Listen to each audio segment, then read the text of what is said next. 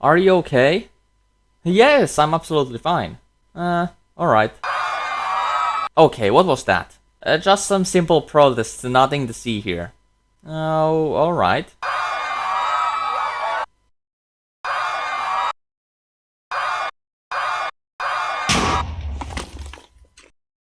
Was that my house? Yes, that was your house.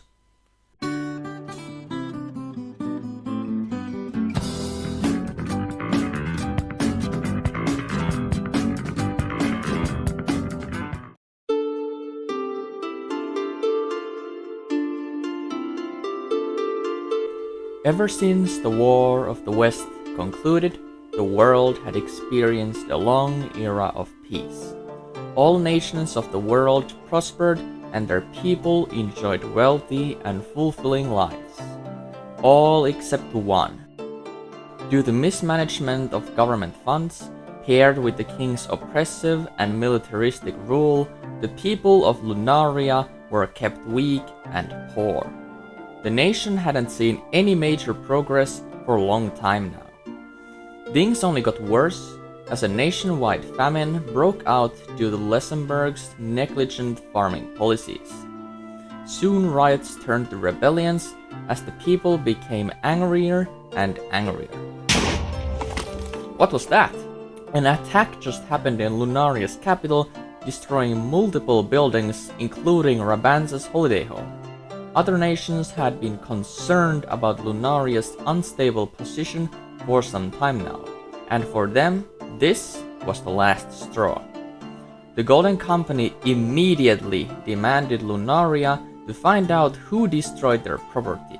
Luxembourg, fearing a heavy-handed response, started a large-scale investigation to find the attacker. Eventually he was found. THMC, a well-known democratic activist in the country, had been behind the attack. He managed to bribe the Lunarian police and went into hiding. All nations declared him a wanted criminal, and some even threatened Luxembourg that if something like this were to ever happen again, there would be severe consequences.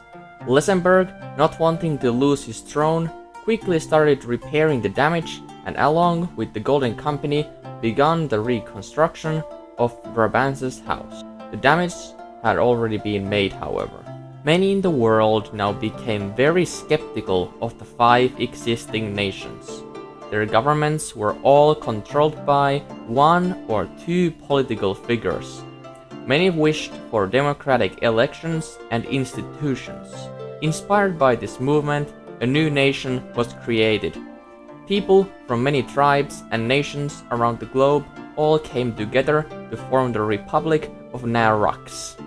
They elected Nixig as their prime minister.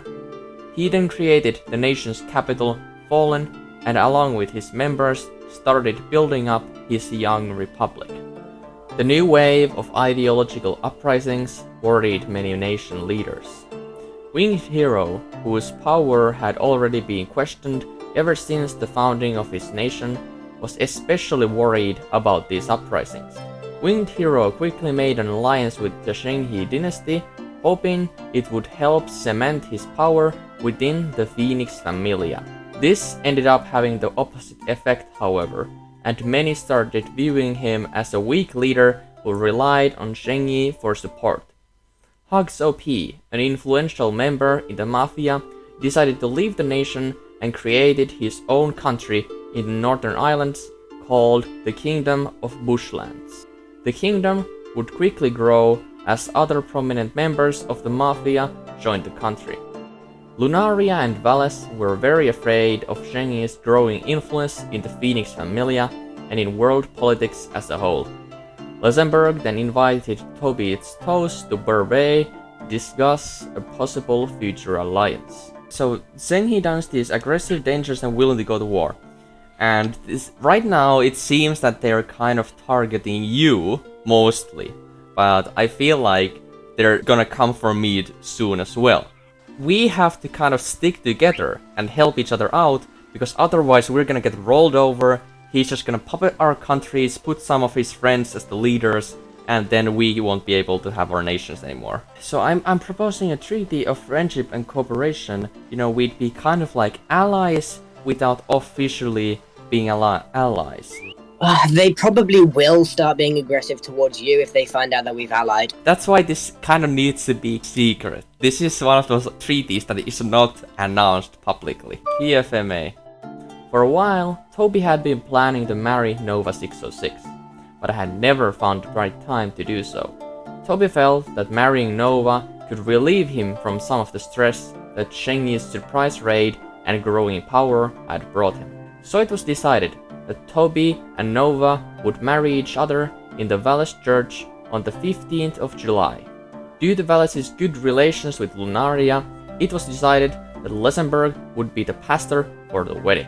Everyone in the world was invited to the royal wedding. Although Toby was hesitant at first, the Zhengyi pirates were also invited. This, however, would quickly turn out to be a mistake. Welcome. These two people here, Toby Eats Toes and Nova 606, have come here today to marry each other in an eternal bond. I solemnly charge you, in the presence of God, who is to judge the living and the dead, and by his appearing and his kingdom, preach the word. Mr. Toby Eats Toes, do you want to take Nova 606 as your wife until death does your part? Yeah. And Nova 606, do you want to take Toby Eats Toes as your husband until death does you part? Yeah. Alright, then you may smooch the bride. Mwah. See ya, guys. Whoa, man! Good. All right, epic. Zhengyi All right, is, no. black Let's make this interesting. Let's make a 1v1. 1v1. What we're gonna do, if you run away, that means you're low health and you automatically forfeit the fight. It's so that then you don't die and lose levels, okay? All right, good. All right, count down. Someone count down. 3, 2, 1, go.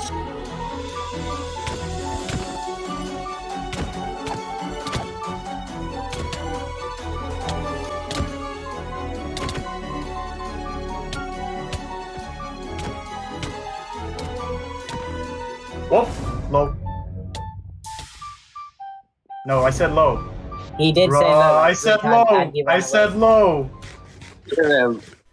Soon after the accident, Toby banned Swiss and all other Zhengyi members from his nation, and in retaliation, Swiss banned all Valesians from his land.